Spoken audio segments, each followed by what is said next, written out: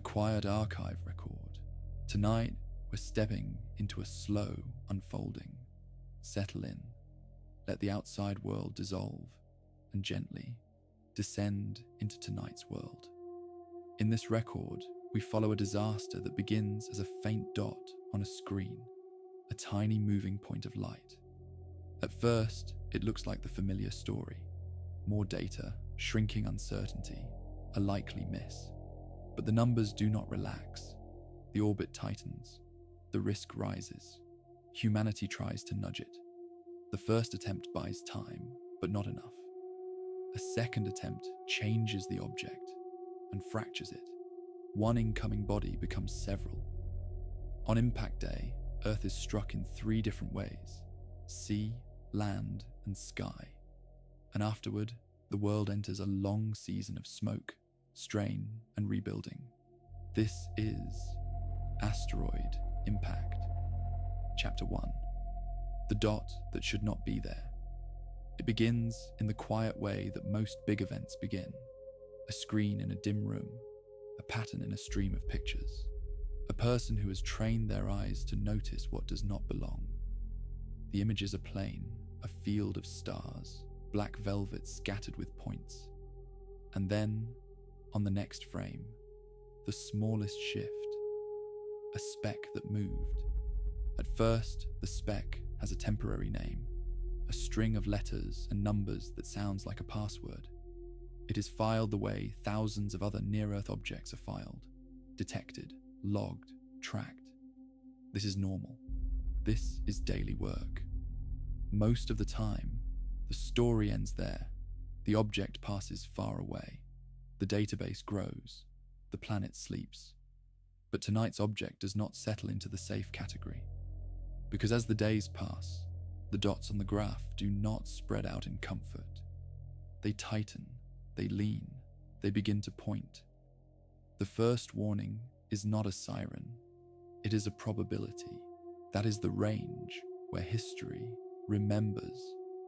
Big enough that if it hits land, it can dig a crater measured in kilometers. Big enough that if it hits ocean, it can move the sea in a way coastlines will never forget. Big enough that if it breaks up, the pieces can still be city-level killers. A briefing document is prepared. It is written in careful, boring language. It contains phrases like potentially hazardous object, an impact probability, an uncertainty region. But behind those phrases are very human pictures. A hospital without power, a city running out of water, a family in a car in traffic, leaving everything behind. The document also contains something that sounds almost silly in a moment like this, a name. At first, it is only the catalogue designation, a string like a license plate. But humans do not hold fear well in the form of serial numbers. A nickname appears on social media, then in headlines, then, cautiously, in speech. Some people hate the nickname. They say it makes the threat feel like a character. Others embrace it. They say it makes the threat easier to talk about. The agencies stick to the official designation. The public uses the nickname anyway. The archive notes this because it is a pattern. When something is too large to hold, we reduce it to something we can say. Around this time, international coordination begins to formalize. There are already existing networks for sharing asteroid observations, but now they operate at a higher tempo. Countries with large telescopes agree to share schedules. They hand off tracking from night to night as Earth rotates. Southern Hemisphere observatories take over when northern skies are cloudy. Desert sites with clear nights become crucial. Teams standardize measurements. They compare methods. They try to remove small biases. Because when you are deciding the future of a planet, a small bias is not small. Legal teams also enter the room, not because law can change physics, because law decides who can launch what, when, and with whose permission. If a deflection mission is launched from one country on a rocket built in another, carrying instruments designed in a third, and it changes risk for a fourth, everyone wants rules.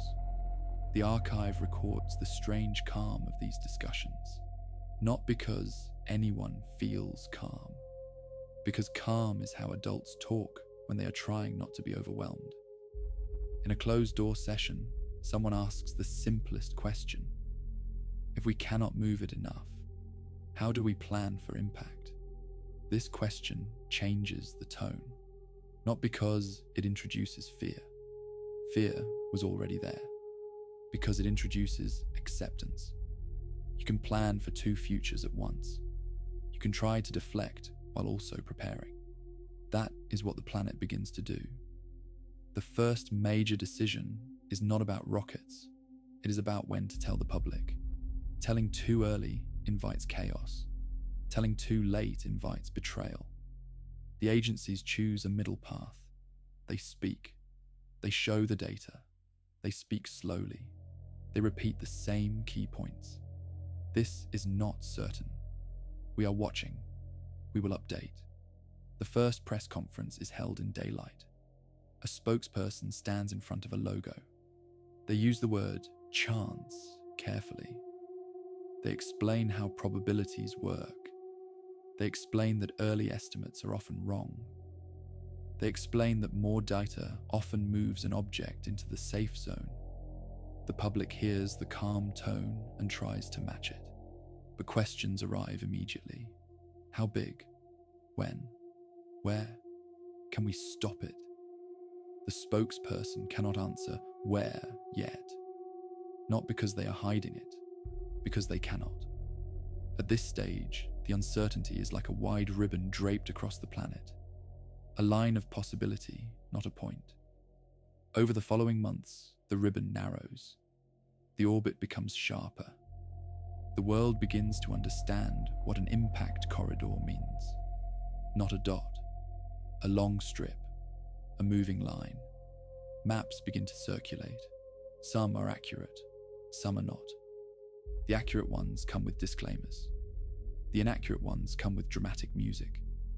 In quiet offices, people who plan for the unthinkable begin to do what they always do. They list options. They calculate timelines. They argue. They revise.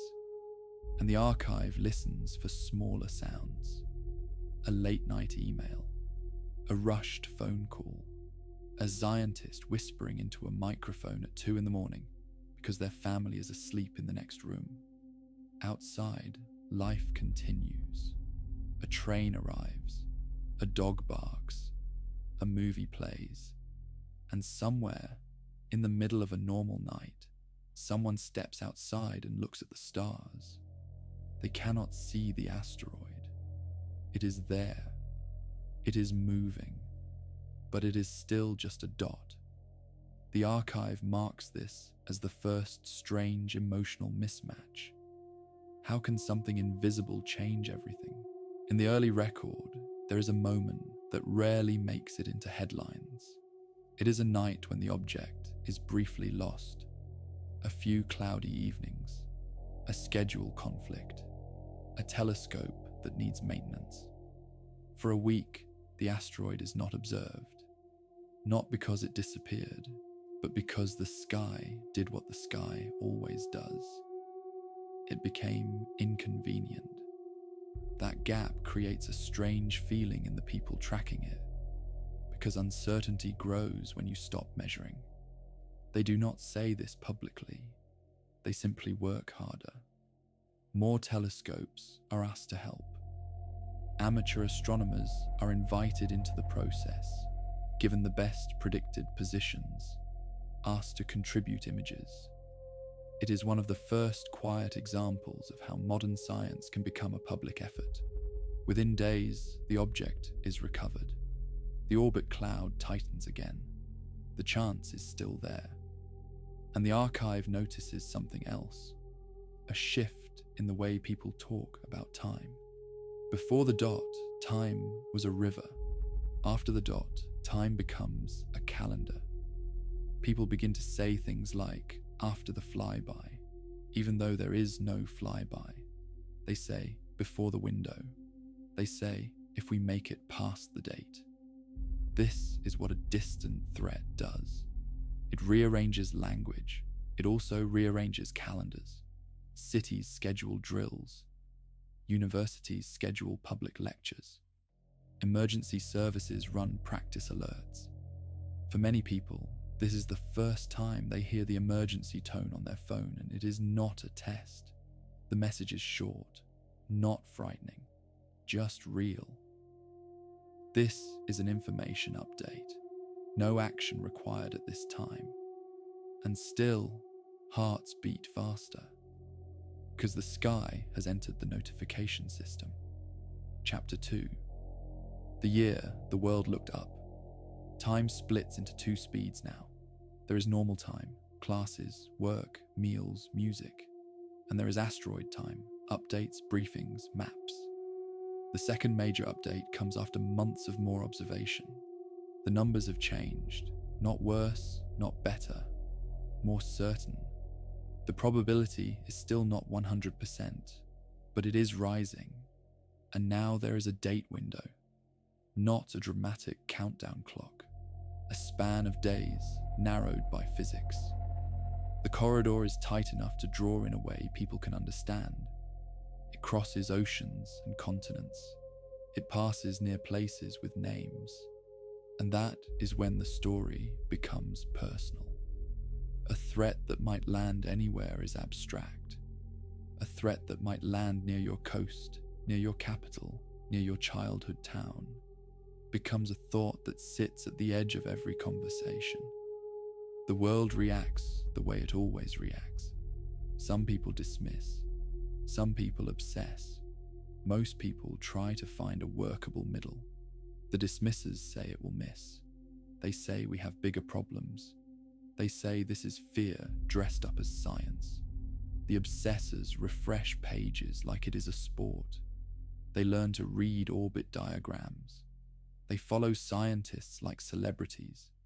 The middle group does something quieter. They check their emergency kits. They learn where the nearest shelters are. They ask their parents about family plans. They keep going to work while their mind keeps glancing upward. Governments begin to move in public, not with martial music, with paperwork. Emergency agencies update their plans. Military leaders run simulations. Scientific teams produce simplified explanations. The messaging becomes consistent. There is a chance of impact. We are working on options. If the orbit changes, we will say so. At first, deflection is presented as a possibility, a menu of ideas, each with a different level of realism. The public is tempted by the movie solution. Blow it up. Scientists explain why that is usually the worst option, because an explosion does not make the mass disappear. It makes the mass become many, and many pieces can still reach the ground. The more realistic ideas are gentler. A kinetic impactor, a spacecraft that hits the asteroid to nudge it, a gravity tractor, a spacecraft that hovers nearby and slowly pulls with its tiny gravitational tug, a surface change, alter how sunlight heats it, changing its long-term drift. The idea sounds almost silly. Move it a little.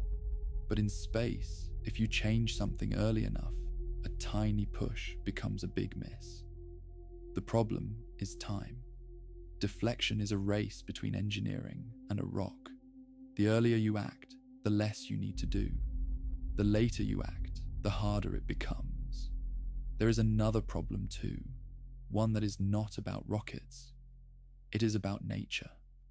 Follow-up radar and light curve measurements suggest the asteroid is not a single solid chunk.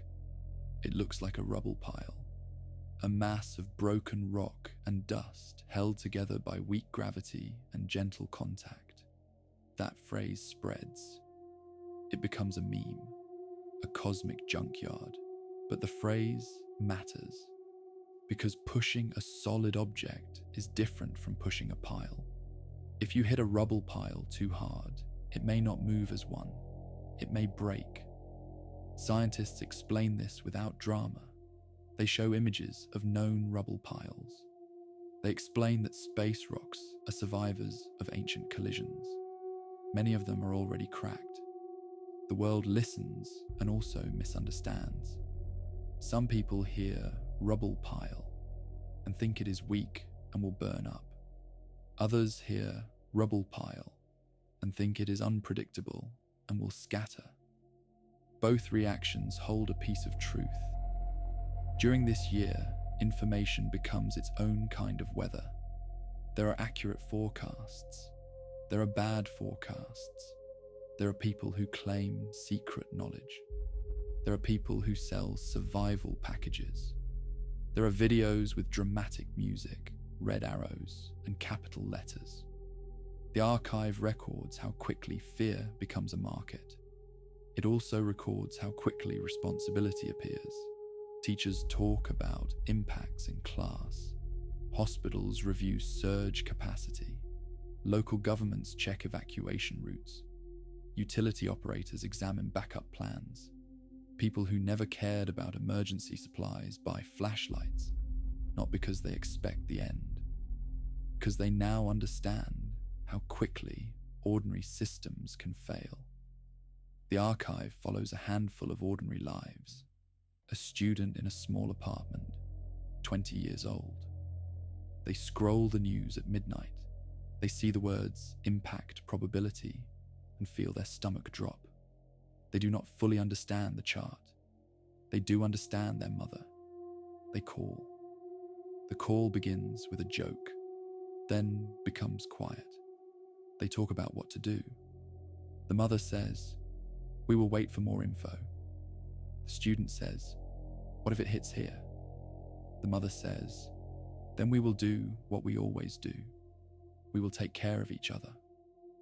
Another person is an office worker near the sea. They eat lunch outside and look at the water. The ocean looks the same. They open a map on their phone. The corridor crosses a part of their coastline. They feel the ocean become threatening. They go home and search tsunami evacuation route. They find a local government page and download it. A truck driver listens to talk radio. Some hosts are calm, some are loud. They stop at a gas station and hear strangers arguing. One says it is fake. Another says the end is coming. The driver says nothing. They buy extra water. They keep driving. A scientist is exhausted. They try to speak publicly without feeding panic. They are attacked online. They keep speaking anyway. The archive notes that in times like this, courage is often boring. It is the courage to repeat facts, to answer questions, to endure being misunderstood. During this period, the scientific community does something that seems small but matters. They build shared public tools, websites where anyone can see the latest orbit fit, simple explanations of what the corridor means, short videos showing why a tiny change now becomes a huge change later. Some of these tools are made by agencies, some by universities, some by volunteers. It is a quiet defense against misinformation, because when people feel shut out, they invent explanations. There are also serious debates about what the public should be told. Should you publish exact corridor maps early, knowing that they will move and may cause people to flee too soon? Or should you publish only broad regions, knowing that people might accuse you of hiding the truth? Different countries choose different approaches. Some publish everything with heavy disclaimers. Some publish summaries. Some restrict details and then leak them anyway, because in a connected world, secrecy is a fragile illusion. In the archive, a mayor from a corridor city speaks later. They say, "The hardest part was planning for a map that kept changing. You cannot evacuate a city every time a line moves by 50 kilometers. So planners invent a new category. They create a tiered zone system. Zone A, closest to the highest probability corridor. Zone B, broader area that might be affected by blast or wave. Zone C, staging areas for evacuees and supplies. This allows action to be phased. Not everything at once. It is not perfect. Nothing is. But it is the first time many places try to plan for uncertainty itself. Meanwhile, a different conversation happens in engineering rooms. How do you build a mission fast enough? Normally, spacecraft are designed carefully over many years. Testing, redundancy, reviews. Now the schedule is compressed. Engineers choose designs that are simple and proven. They use parts with flight history. They avoid experimental features. They also plan for failure, not in a pessimistic way, in a realistic way. They assume some launches might scrub. They assume a component might fail. They assume the asteroid might not behave. This is why the mission architecture becomes layered. An impactor, a small observer, ground-based radar, optical telescopes across the world. The public sees a rocket. The archive sees the months of people in plain rooms making decisions that must work. Then the first real deflection mission is announced. It has a name, a logo, a launch date. The plan is explained in plain terms. A spacecraft will meet the asteroid and hit it, not to destroy it, to nudge it. There will be follow-up observations. There will be telescopes and radar. The goal is to shift the future. The world watches the launch. A pillar of fire, a machine leaving Earth, a thin line rising into blue. People cheer, people cry. In some places, they watch the launch together. A big screen in a school gym, a projector in a community center, a live stream on a phone held up in a crowded kitchen. It looks like celebration, and in a way, it is. Not because the danger is gone, because the planet is trying. Young people talk about it the way they talk about a championship game. They wear shirts with mission logos. They argue about trajectories like they are debating sports strategy. Older people watch more quietly. They remember other moments when the world held its breath. They do not say much. In mission control, nobody cheers at first. They do not allow themselves to. Not because they are cold, because they know that a launch is only the start. For the first time since the dot was found, the dominant emotion is not fear, it is agency. We can do something. The spacecraft travels for months.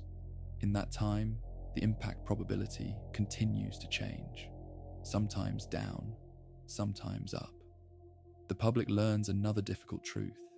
A changing probability does not mean someone is lying. It means reality is being measured. The day of the encounter arrives. Mission control is bright, crowded, too quiet. The spacecraft is too far away for a live view. The signal delay is too long. Engineers watch telemetry. They watch the numbers that say the spacecraft is still healthy. They watch the numbers that say it is still on course. Then the numbers shift. Impact. A human-made object hits a space rock at incredible speed. There is no sound, only data. A cloud of dust blooms. The asteroid brightens. A smear of debris expands. Then begins the long wait. Did it work? The answer is not instant. You need time to see the new path. You need time to watch the orbit shift. When the first refined result comes in, it is both good and bad. Good because the orbit changed. Bad because it did not change enough. And uncomfortable because the asteroid does not behave like a solid ball. The follow-up imagery suggests new cracks, a changed spin, a subtle shedding. Scientists speak carefully. We have changed the orbit. We have bought time. But they also say, in the same calm tone, the object may be less stable now. The world hears what it needs to hear. We tried. And now the story enters its hard middle, because the corridor still crosses the planet, and the date window is closer. In this middle section, the world also learns how the news cycle handles slow disaster. When the probability dips for a few weeks, some channels declare victory. When the probability rises again, other channels declare conspiracy. For the people doing the work, the pattern is exhausting. They are trying to explain a moving uncertainty. The public keeps asking for a fixed answer. In the archive, a communications specialist is interviewed. They say, the hardest part is not the math. It is keeping the tone steady when everyone wants a different emotion. They describe writing the same message 10 ways. They describe trying to say, we do not know yet, without sounding weak. They describe trying to say, this could be very bad, without sounding like they want attention. Meanwhile, supply chains begin to adjust quietly. Shipping companies start to reroute away from some coastal hubs. Insurance prices change. Construction projects pause in zones that might be evacuated later. Universities and companies compete for the same limited resources: launch slots, specialized hardware, radiation-hardened electronics, high-power antennas. And families, without being told, begin to do what families always do when a storm is rumored. They fill gas tanks a little more often. They keep a little more food at home. They have difficult conversations with roommates and parents. The documentary tone stays calm here, because calm is not denial. Calm is a way to see the details. Chapter 3, the push. The next phase begins with a question that feels like a moral test. Do we try again? There are arguments.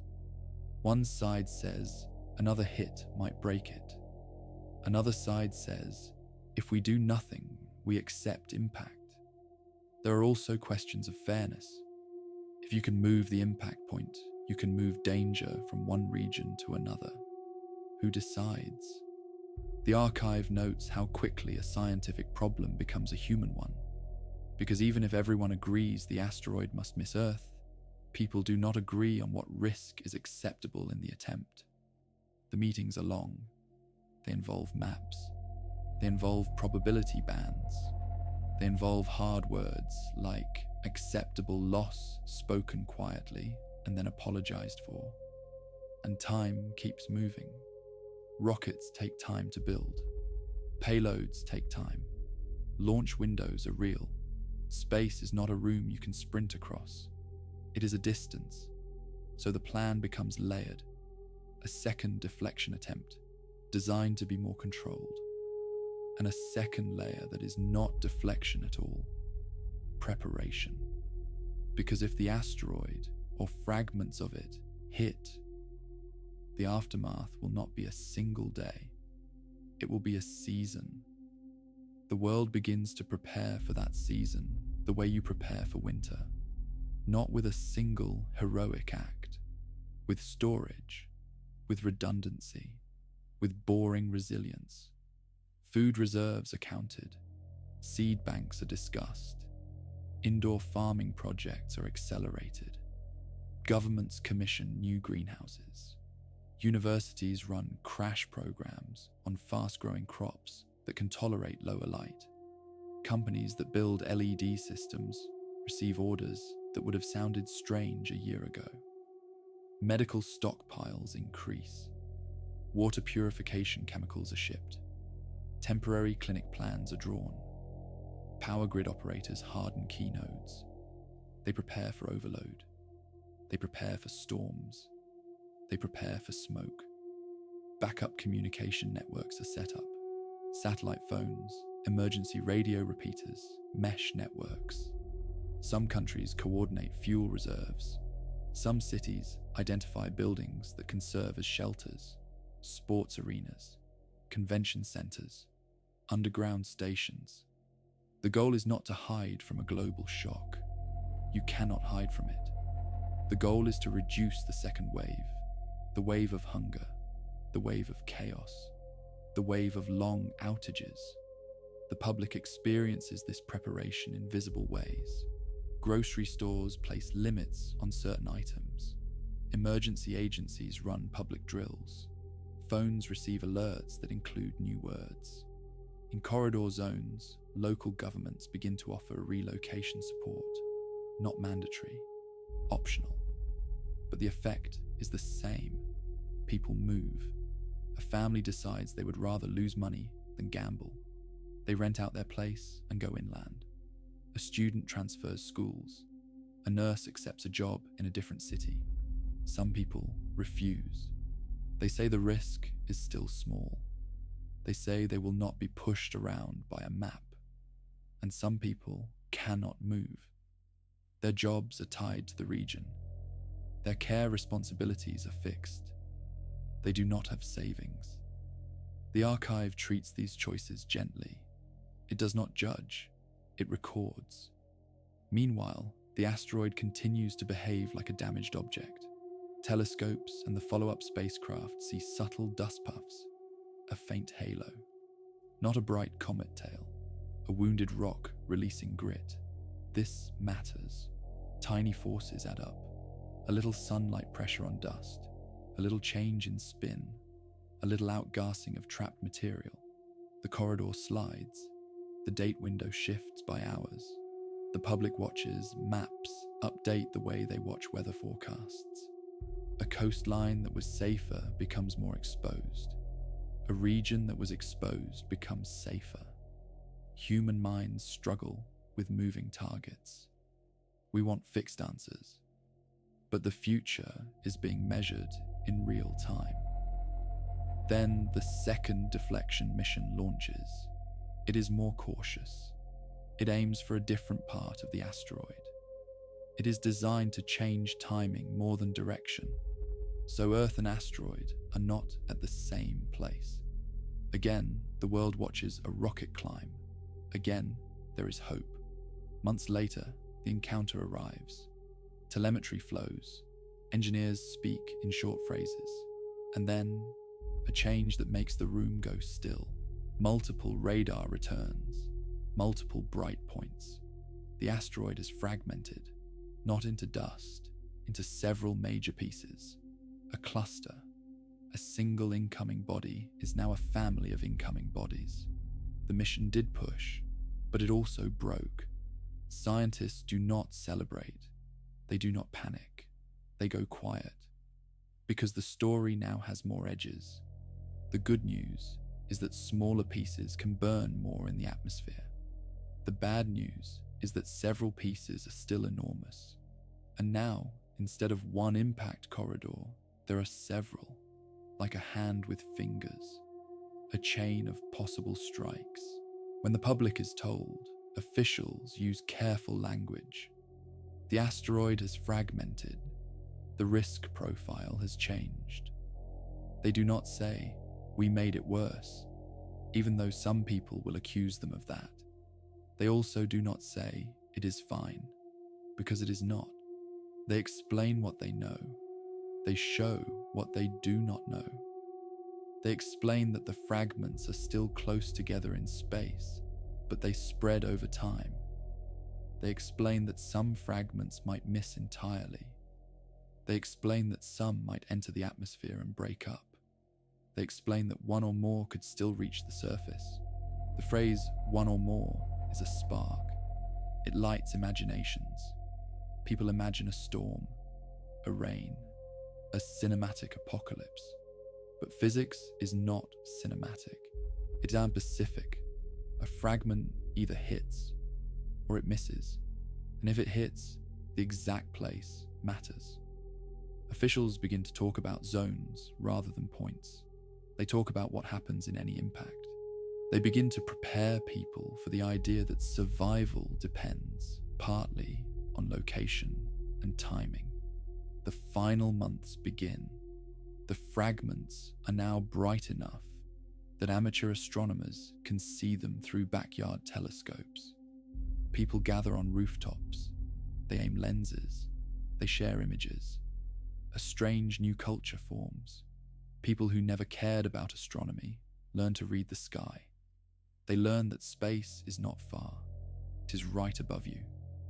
In some cities, planetariums change their shows. They host Q&A nights. They teach people what a meteor really is. They explain why most shooting stars are grains of dust and why this is not that. In other places, faith communities hold meetings. Not only prayers, but practical planning, ride-sharing for evacuations, lists of elders who need help, places to store extra water. And in many homes, the same quiet problem repeats. What do you take when you might not come back? People discover how much of life is paper and plastic, passports, birth certificates, photos, hard drives. They pack these things in bags as if they are packing their identity. Some people record voice messages to their future selves. They speak into a phone and say, "If you are hearing this, you made it." The archive records these messages because they reveal something true. When the future becomes uncertain, people try to leave breadcrumbs for whoever survives. On the official side, evacuation planning becomes a math problem with human faces. How many buses? How many hospital beds can be moved? How many fuel trucks are needed to keep a highway alive? Emergency managers map choke points, bridges, tunnels, mountain passes. They coordinate staggered departures. They set up contraflow lanes. They pre-position tow trucks. They ask people to leave early before the last-minute rush. Some listen, some wait. Because waiting is a normal human response to an abnormal situation. In the last weeks, the fragments brighten into naked-eye objects in very dark places. To most people, they are still invisible. But the knowledge of them is everywhere. The world enters the final phase, not just planning, waiting. Chapter 4. The day the sky turns white. The last day begins like any other day. Morning light, coffee, traffic. But the feeling is different. It is the feeling of living inside a countdown. By now, tracking is confident. The corridors are narrow. The world knows within hours where the main risks are. This is also when emergency messaging becomes blunt. Short sentences. Action steps. No drama. In coastal zones, people are told the rule that saves lives in tsunamis.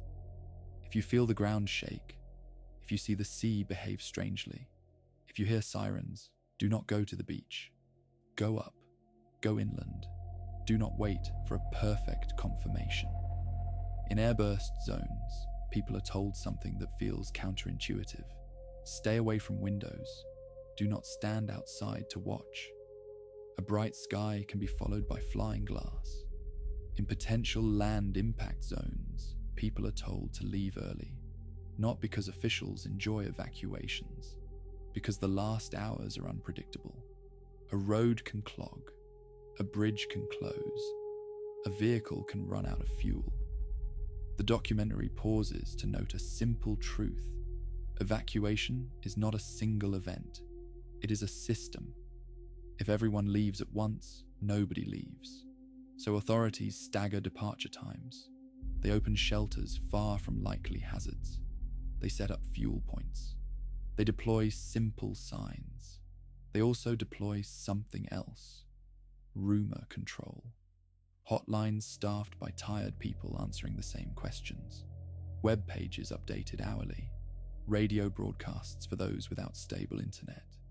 This is the day when old technology becomes valuable. A battery radio, a paper map, a flashlight. In some neighborhoods, people knock on doors. They check on elders. They help carry bags. They offer rides. The archive notes these scenes because they are the opposite of disaster movies. Not everyone panics. Many people do the most ordinary heroic thing. They help.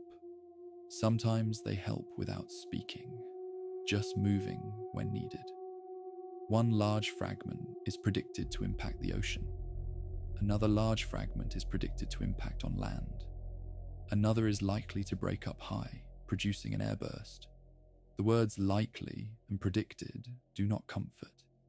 Even a small change in entry angle can move destruction across a region. Evacuations accelerate. Highways fill. Trains run full. Airports crowd. In coastal zones, sirens test. Inland, shelters open. Hospitals cancel elective procedures. Emergency crews stage equipment far from the likely blast zones. Some people choose to stay, not because they are ignorant, because they cannot leave, or because they do not want to. Some want to be with family. Some want to be with their home. Some are caregivers and cannot move the person they care for. The hours before entry are strange. The fragments are visible as moving stars to anyone who knows where to look. People stream live video, a bright point sliding against the background. In schools that are still open, teachers pause lessons. Students look at the sky. In offices, people pretend to work. They check the time. They check the news. In control rooms, scientists monitor tracking updates, the last refinements, the last error bars. Then the first entry begins. From the ground, it looks like a meteor, a thin line, brightening. But it does not fade. It grows. It becomes a blazing object, compressing air in front of it. The air heats. The light becomes intense. In some regions, it is daylight at night. People watch. They shout. They cry. Some film. Some fall silent. Then the sound arrives. Not at the same time. Light comes first. Sound follows later. A rolling thunder that keeps arriving in waves. Then a deeper shock. Windows rattle. Car alarms begin. Animals panic. This first fragment is the one that breaks higher. It begins to fragment as the atmosphere tears into it. The bright line becomes a bright cluster. Then it explodes. An airburst. Not a crater. A blast wave. The shock wave spreads outward. Trees snap. Roofs peel. Power lines come down. People miles away feel it as a sudden hard wind. People closer feel it as a body-level force. The archive records the strange silence that follows. Because the airburst is not just sound, it is pressure, and pressure can make a city go quiet. Seconds later, glass begins to fall, not all at once. A delay as windows crack and then give. Emergency rooms fill. Cuts, concussions, smoke inhalation. While those sirens start, the second major fragment enters. This one is larger. It holds together longer. It becomes a bright, steady fireball, a moving sun.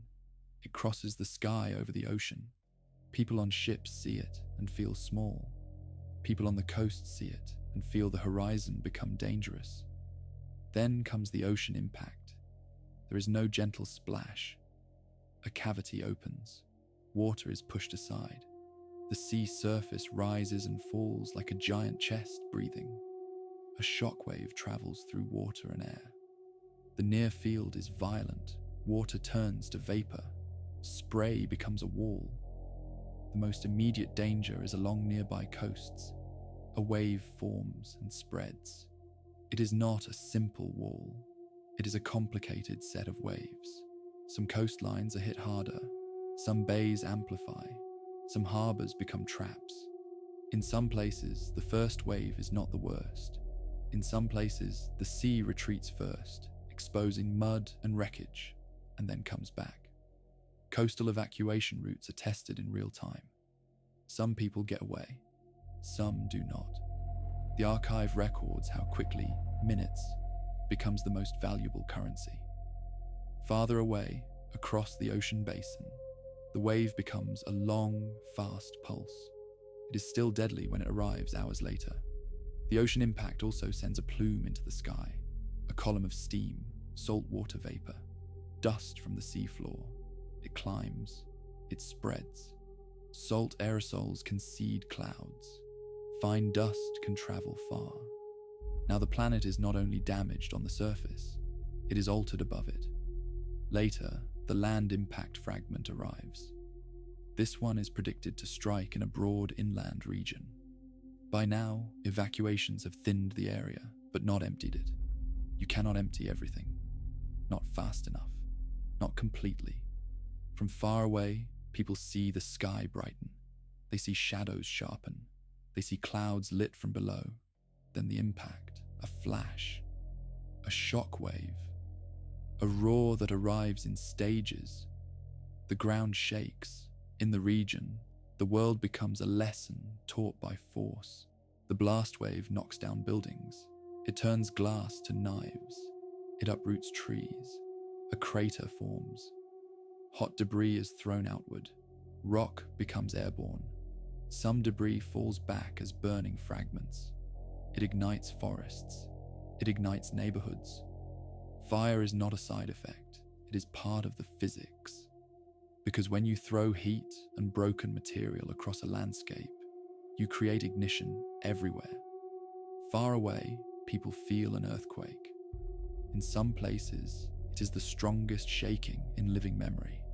In others, it is a slow sway that makes hanging lamps move. After the final major entry, the impacts are done. But the planet is not done responding. The ocean wave crosses basins. It hits distant shores. It floods. It retreats. It leaves debris.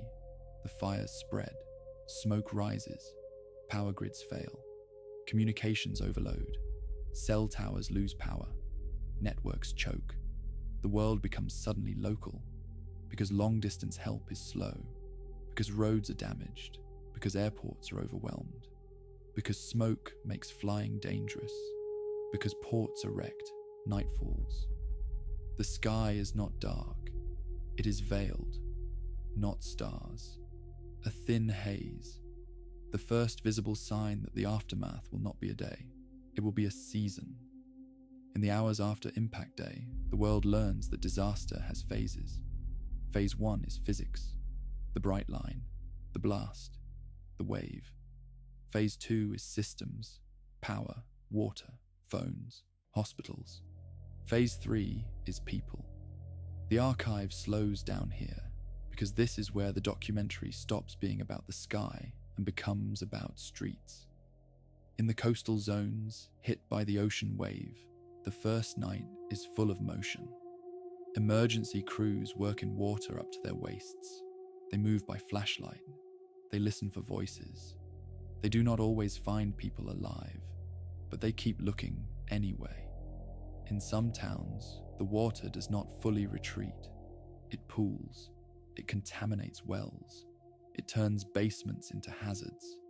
In the land impact region, fires create their own weather. Hot air rises, wind shifts, embers travel. Even areas that did not burn on Impact Day can ignite on the next day. This is a cruel detail, because people who survived the blast may still lose everything to a fire they cannot outrun. The archive records the sound of an evacuation order delivered through a battery-powered radio. A voice repeating the same sentence. Leave now, do not wait. Take only what you can carry. Then it records another sound. A quiet neighborhood with no power, no sirens, only distant wind. Because not every place is loud. Some places are silent, and the silence is its own kind of fear. Across the world, the impacts become news in different time zones. In some countries, it is morning. In others, it is late night.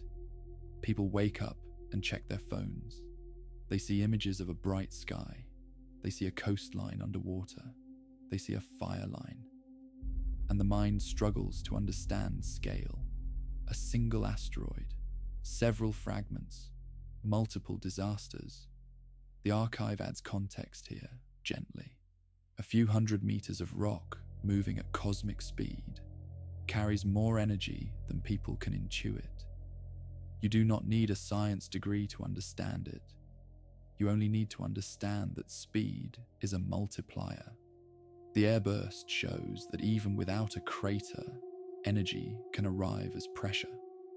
The ocean impact shows that water can move as a weapon. The land impact shows that the ground can become airborne. Now comes the global consequence. Within the first 24 hours, satellites detect the plume spreading. Weather services publish maps of aerosol movement. People in distant places, far from any blast, look up and see a different sunset, a redder horizon, a dimmer sun.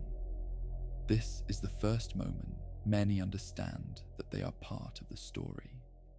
Even if they are safe from the wave, safe from the fires, safe from the blast, because the atmosphere is shared.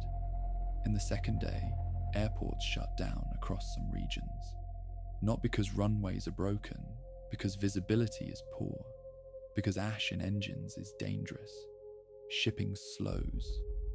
Ports inspect channels for debris. Power companies isolate damaged sections of grids. They do rolling blackouts to prevent collapse. Hospitals run on backup. And somewhere in a control room, an exhausted engineer makes a decision that never appears in the headlines. They choose to sacrifice a neighborhood to save a city. They cut power to one area to keep a substation alive. The archive does not judge. It records the reality that in crisis, choices become triage. On the third day, the first organized aid convoys move. Not just food, fuel, water treatment, medical supplies, and something else, spare parts. Because recovery is mechanical, pumps, valves, transformers. The world discovers how heavy the modern world is, how much it depends on objects that no one thinks about until they fail. In the first week, the media focus shifts from the sky to the ground. Stories of loss, stories of survival, stories of heroes, stories of mistakes. Some are true, some are simplified. The archive stays slow and careful. It notes that people want meaning immediately. They want a clear villain, a clear lesson. But the only villain is chance, and the lesson takes time. The second week brings new problems. Shelters fill. Water purification becomes urgent. In some regions, ash clogs filters. In others, floodwater mixes with sewage. Medical staff work long shifts. They treat burns. They treat injuries from collapsed buildings. They treat asthma and smoke exposure. Mental health becomes visible. Panic, grief, exhaustion. And still, the sky remains changed. Haze lingers. Sunlight is weaker. People begin to ask the next question, not what happened, but what happens next? That question is the doorway into the long aftermath. Chapter 5. The Ash Season. The day after feels like waking up in a different world. The sun rises, but it rises through a filter. The light is dimmer. The sky is pale. In some places it is orange, in other places grey. The air smells of smoke. Ash falls like dirty snow. People wear masks, not because of illness, because of the air. This is when the story becomes long, not one dramatic moment, a chain of weeks. The impacts have injected dust and soot high into the atmosphere. The land impact contributes pulverized rock. The fires contribute black carbon. The ocean impact contributes salt aerosols and fine seafloor material. Heavy particles fall quickly. Fine particles linger. Jet streams spread them. Weather systems mix them. Daylight changes. Not equally everywhere, but enough that people notice. Temperatures shift. Seasons wobble. The phrase impact winter appears on screens and then in ordinary speech. But impact winter is not a single, clean thing. It is a set of changes. Cooler days, shorter growing windows, unusual frosts, changed rain patterns, more hazy sunsets. In some regions, drought worsens. In others, storms become strange. In coastal zones, the ocean is full of debris. Fisheries pause, ports are damaged. Food systems strain. Not instantly. There is food in warehouses. There is food in storage. But the modern food system is not just food. It is logistics. Transport depends on fuel. Fuel depends on refineries. Refineries depend on power. Power depends on grids. The chain is long. The chain is fragile. When one link breaks, you do not see hunger that day. You see it weeks later. The archive watches people learn this in real time. In the first weeks, governments stabilize what they can. They establish rationing, not as punishment, as survival. They prioritize water. They prioritize medicine. They prioritize baby formula. They prioritize staple calories. They restrict travel in some regions to keep roads open for aid. They keep refueling corridors protected. They use the military not for war, but for transport. Helicopters, cargo planes, ships. In affected zones, rescue becomes recovery. People dig. They clear debris. They search for missing. They bury dead. Then, slowly, they rebuild the basics. Power, clean water, communication. The archive records the sound of a generator running in a silent neighborhood. A small engine making a promise.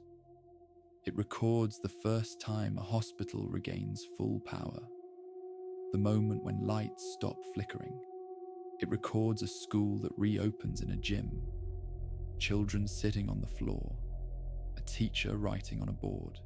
It records arguments in crowded shelters. It records kindness in the same shelters. Because people are never one thing. Not in disaster. Not ever.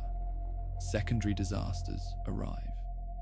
In crowded places, illness spreads. Not because people are careless. Because distance is a luxury. In hot zones, smoke and ash create breathing crises. In some regions, contaminated water becomes a threat. Migration increases. People move away from destroyed coasts. People move away from burned areas. People move toward places with jobs and stable grids. Politics shifts. Some leaders become more trusted. Some lose trust. Some countries cooperate. Some close. The archive does not pretend this is simple. When resources are strained, societies show their seams. Yet even here, the story includes invention. Indoor farming expands. Warehouses become grow rooms. Old malls become greenhouses. People learn to grow fast greens under artificial light. They learn to compost. They learn to repair. Local networks form. Neighborhood tool libraries.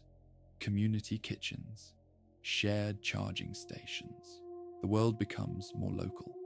People discover what their town can do, what it can grow, what it can store. They learn which skills matter when the internet is not stable.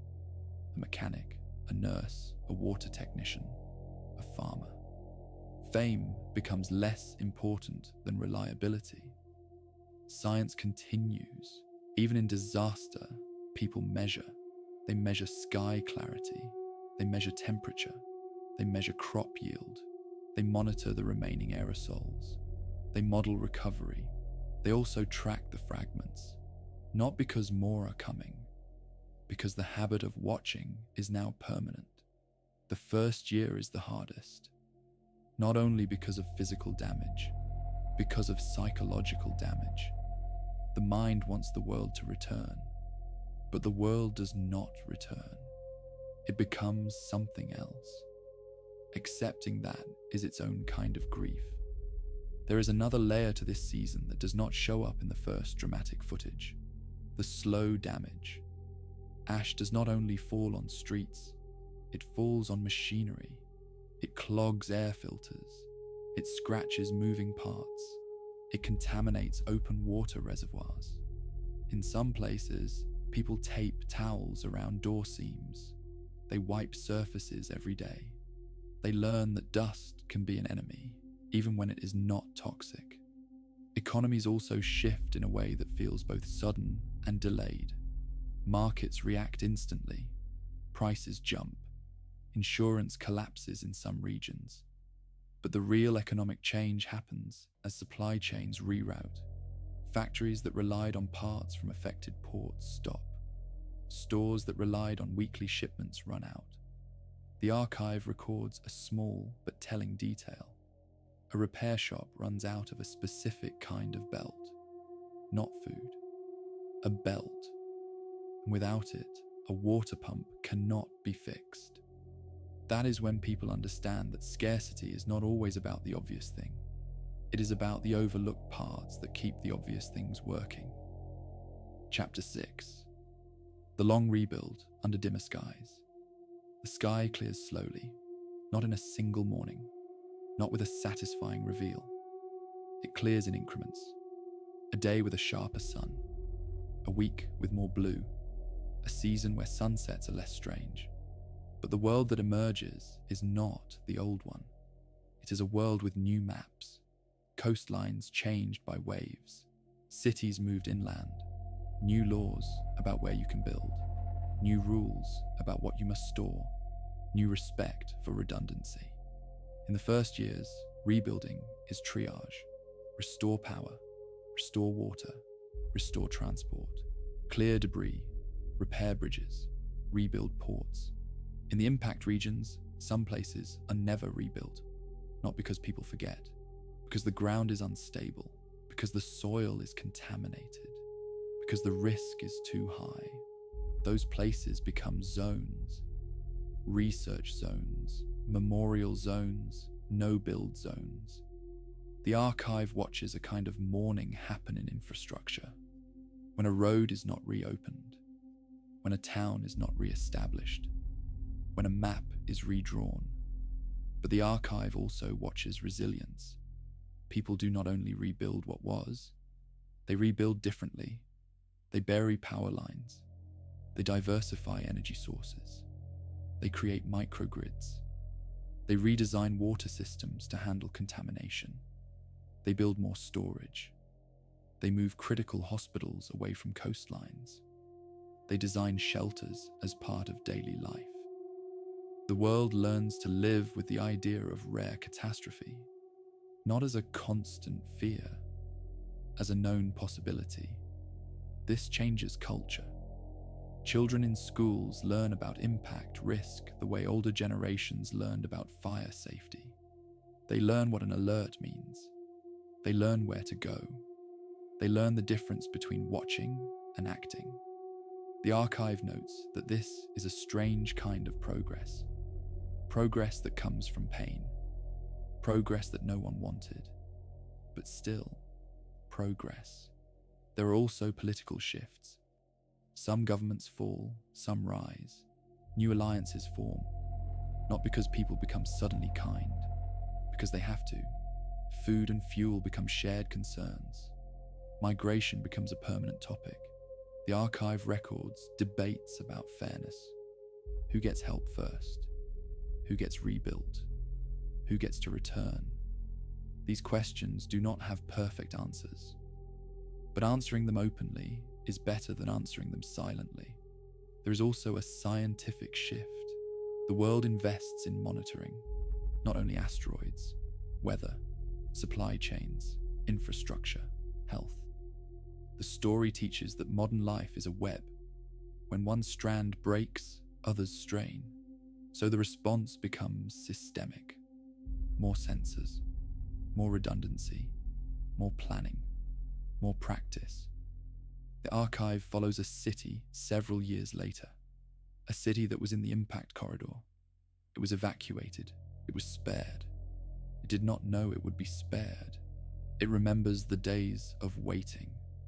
In that city, people keep a yearly drill, not because the asteroid will return, because the drill keeps the memory alive.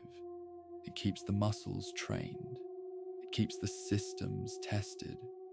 And it keeps the community practiced in helping. The archive also follows a scientist years later. They are older, they are tired, but they still watch the sky, not with fear, with responsibility. They have learned that the sky is not a background, it is a neighborhood, and neighbors can be dangerous. So you watch, you measure, you plan. There are new telescopes, some in orbit, looking toward the sun, some on the moon with steady platforms, some in deserts, scanning every clear night. Artificial intelligence helps. It flags moving points. It links observations. It predicts orbits quickly. It gives the world something it did not have before: time. The archive notes that this is the final lesson. Not, we can stop everything. We cannot. Not, we can live without risk. We cannot. But we can buy time. Time to nudge, time to prepare, time to move, time to keep people alive. In the years after, there is a quiet pride in the systems built. Not pride that the asteroid came, pride that the world responded, pride that people helped each other. The archive records a scene, a rebuilding crew on a bridge, a nurse in a clinic, a teacher in a classroom, a technician maintaining a water plant, all of them doing ordinary work. And above them, the sky is blue. It looks normal, but it will never be normal again. Not because the sky changed, because people did. There are new memorial days, new quiet moments of silence, new names spoken, and there are also new celebrations, harvests that succeed, power restored, homes rebuilt, babies born. The world continues, not in denial, in adaptation. The archive closes with a note about humility, a reminder written into policy, into budget lines, into training, into culture. The sky is beautiful. The sky is also real, and reality requires attention. There are new international networks, more transparent, more practiced, more ready. They share data. They share launch capacity. They share simulation results to coordinate response without waiting for politics. There are new rules for deflection, not because anyone wants to push rocks for fun, because the ethical problem is real. If you change an asteroid's path, you are choosing where risk goes. The world writes agreements that say how those choices must be made. Open meetings, shared modeling, independent review. The archive notes that these are not perfect. Nothing human is.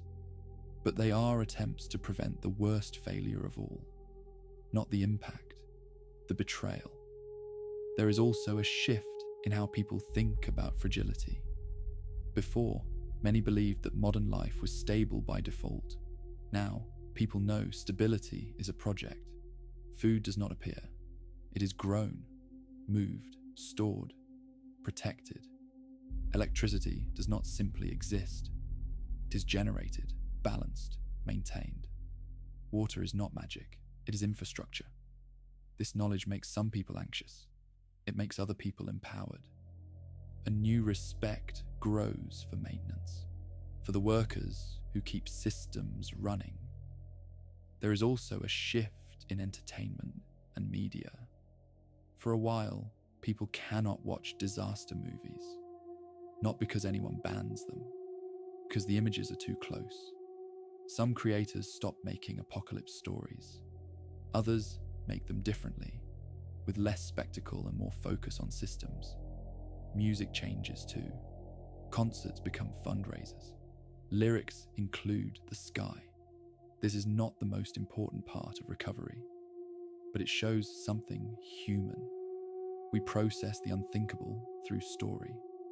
The archive itself is part of that, a way to place events into sequence so the mind can hold them without breaking. In some places, memorials are built, not only statues, gardens, quiet walls with names. In coastal towns rebuilt farther inland, there are empty lots near the old shore, places kept open on purpose. A line that says, "The sea came here." In the land impact region, the crater becomes a forbidden circle on maps for years, then a research zone, then, for some, a pilgrimage.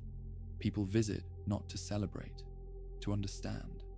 They stand at a safe distance and look, and the scale teaches them what words cannot. The archive includes one more practical consequence. After the impacts, the world invests in earlier detection.